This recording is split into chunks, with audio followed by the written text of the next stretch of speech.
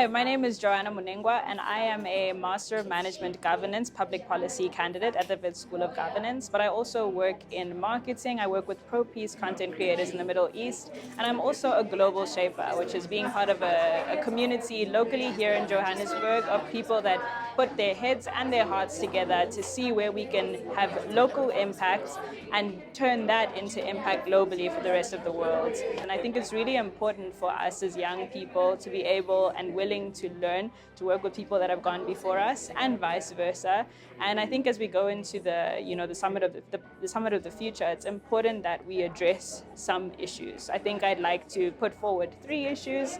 The first thing that I would say is making sure that we understand that the problems that we deal with, most of the problems are what we call wicked problems, right? They're problems that usually when you're fixing this part of the problem, it creates another problem there or highlights another problem in a different area, which means we have to really think about how we're solving them. I believe that design thinking is a great tool to use in this case, making sure that we look at what happens if we solve the problem in this way, but not only what happens, but how are the people in this space affected by our solution, and not just looking at the solution today, but looking at what the solution looks like a year from now, 2 years from now. Is it sustainable? Does it work? The second thing I'd like us to look into is financing. I think the finance space, or the way some of our projects are funded, usually comes with an agenda in one way or another.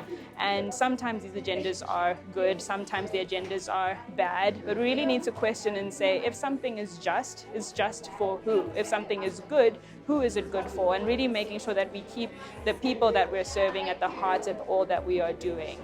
The last thing, number 3, is how to continue to have youth at the table. And I think in this case, it is not just to have only youth at the table, but to have that intergenerational dialogue and that kind of scenario where we're all discussing and kind of challenging each other and bringing our ideas to the table, not to fight or to have disagreements and all of this, but to make sure that we're actually refining our ideas so that when we put a policy out, when we run an initiative, when we do anything that we do, it is the best that we could have done, and we have thought it through from start to finish with the people that came to the table as well, because we had them in mind right from the start through to the end. So I just want to thank you so much for this opportunity, and I'm looking forward to a bright future, and I know it is bright because you and I are in it and leading the change.